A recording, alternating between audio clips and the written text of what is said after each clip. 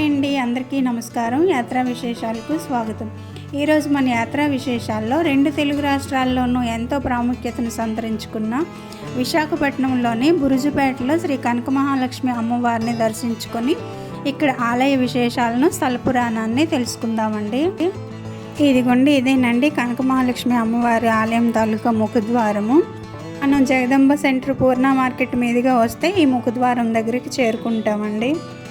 ఈ రోడ్డు వెంబడి ముందుకెళ్తే మనకు ఎడం చేతి వైపు అమ్మవారి ఆలయం ఉంటుందండి. అయితే ఈ రోడ్డుని పరిశీలించినట్లయితే తిన్నగా లేదు చూడండి.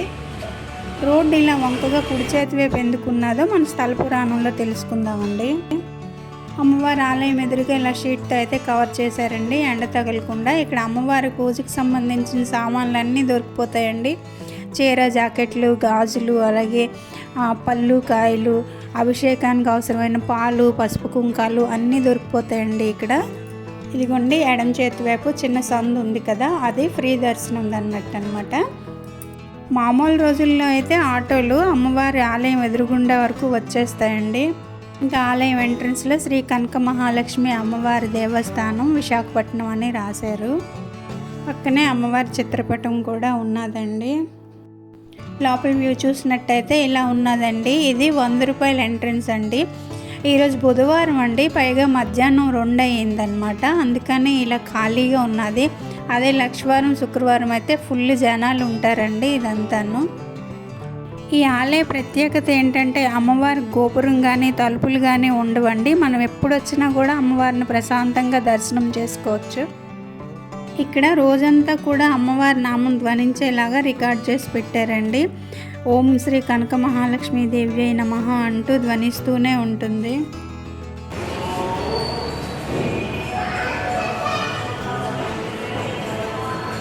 ఈ ఆలయానికి 2 కథనాలు అయితే ప్రాచుర్యంలో ఉన్నాయండి.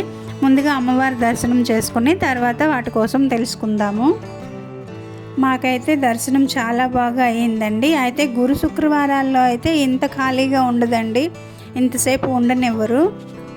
మామూలు రోజుల్లో కూడా సాయంత్రం అయ్యే కొద్దీ జనాలు వస్తున్నారండి. ఇక్కడ స్థానికులు వాళ్ళ ఇళ్లలో ఎలాంటి శుభకార్యాలు జరిగినా అమ్మవారికి చూపించి అమ్మవారి ఆశీర్వాదం తీసుకుంటారండి. చూడండి, అక్కడ పెళ్లి కార్డు ఉన్నది. పుట్టిన పిల్లలను కూడా అమ్మవారి ఒడిలో పెట్టి ఆశీర్వాదం తీసుకుంటారు. అలాగే బంగారు నగలు కొన్నా కూడా అమ్మవారి మెడలో అలంకరించిన తర్వాతే వాళ్ళు వేసుకుంటారండి. ఇంక ఇక్కడ చూసినట్లయితే ఇది వేదాశీర్వాద మండపం అండి. ఈ మ్యాట్ మీద మనం కూర్చుంటే వేద పండితులు వచ్చి వేదాశీర్వాదం చేస్తారు. దీనికి టికెట్ వేరేగా ఉంటుందండి. వేదాశీర్వాదం తీసుకోవాలనుకునే వాళ్ళు టికెట్ తీసుకోవాలి. మూల విరాట్కి ఎదురుగా ఒక బావి ఉంటుందండి. నిజానికి అమ్మవారు ఈ బావి నుంచే ఉద్భవించారని చెబుతారు. స్థానిక కథనం ప్రకారము శ్రీ కనక మహాలక్ష్మి అమ్మవారిని ఈ బావిలో నుంచి తీసి బావికి ఎదురుగా కొద్దిపాటి దూరంలో అమ్మవారి విగ్రహాన్ని ప్రతిష్ఠింప చేశారండి. ఇది రహదారికి మధ్యలో ఉన్నదన్నమాట. ఆ తర్వాత 1917లో రహదారిని విస్తారం చేయటానికి విశాఖ మున్సిపల్ అధికారులు అమ్మవారి విగ్రహాన్ని తొలగించి మరో చోట ప్రతిష్ఠించారట. అప్పుడు విశాఖలో ప్లేగ్ వ్యాధి ప్రబలి అనేక మంది చనిపోయారట. ఇది అమ్మవారి విగ్రహం తొలగించడం వల్లనే జరిగిందని తలచి మళ్ళీ యథాస్థానానికి చేర్చారట. అప్పుడు వ్యాధి తగ్గుముఖం పట్టడంతో ప్రజలకు అమ్మవారి మీద గురి ఏర్పడి భక్తిభావం పెరిగి ఈ తల్లి మహిమలను కథలుగా చెప్పుకోవటం ద్వారా విశేషమైన ప్రాచుర్యాన్ని సంతరించుకుంది. విశాఖపట్నంలోని బురుజుపేటలో కొలువైన శ్రీ కనక మహాలక్ష్మి అమ్మవారి ఆలయానికి ఒక ప్రత్యేకత ఉంది. ఈ ఆలయానికి ఇతర ఆలయాల తరహాలో గోపురం కానీ తలుపులు కానీ ఉండవండి. అంతేకాదండి, ఈ ఆలయంలోని గర్భాలయంలోనికి వెళ్ళి భక్తులు నేరుగా అమ్మవారికి పూజలు అర్పించుకోవచ్చండి.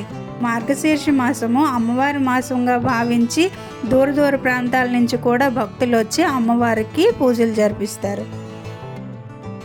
శ్రావణ మాసంలోనూ దసరా పండుగ సమయంలోనూ వేలాది మంది భక్తులు అమ్మవారిని దర్శించుకుంటారండి.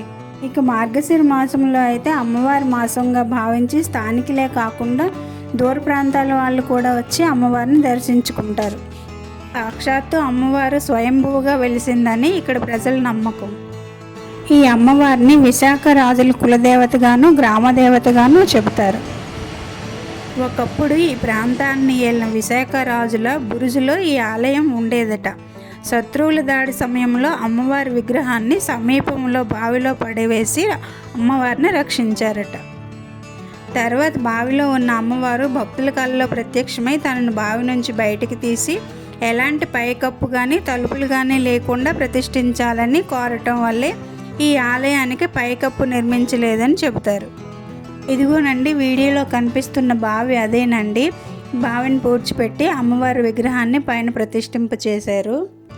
బావిని చక్కగా తీర్చిదిద్ది చుట్టూతా అష్టలక్ష్మి అమ్మవారి విగ్రహాలని ప్రతిష్ఠింప చేశారండి.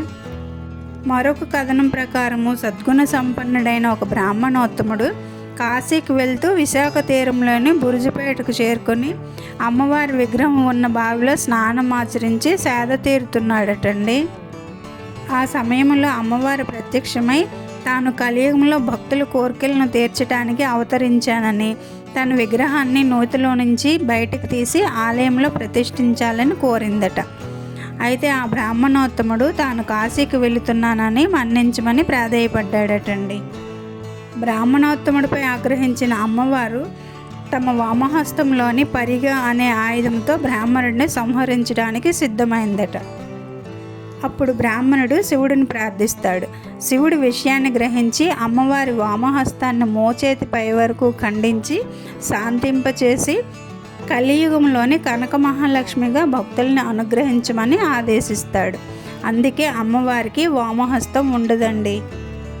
అమ్మవారి దర్శనానికి లైన్ కట్టే టైం లేనప్పుడు భక్తులు ఈ విధంగా ఇటు నుంచి కూడా అమ్మవారిని దర్శించుకుంటారండి. ఇక్కడ అంత ఈజీగా దర్శనం అయితే అవ్వదులేండి, ఎవరో ఒకరు అడ్డు వస్తూనే ఉంటారు. ఇదిగోండి ఈ విధంగా జనాలు అడ్డు వచ్చేస్తూనే ఉంటారు. ఇది ఆ గుడి పక్క నుంచి త్రోవండి. ఇదండి కనక మహాలక్ష్మి అమ్మవారి ఆలయ విశేషాలు, స్థల పురాణం. వీడియో ఎలా ఉందో కామెంట్ చేసి చెప్పండి. నచ్చితే లైక్ చేసి షేర్ చేయండి. ఇలాంటి ఇన్ఫర్మేటివ్ వీడియోస్ కోసం నా ఛానల్ని సబ్స్క్రైబ్ చేసుకోవడం మర్చిపోకండి. ఇవాళకి ఇంతేనండి. ఇంకో మంచి వీడియోతో మళ్ళీ కలుద్దాం. అంతవరకు సెలవండి. బాయ్.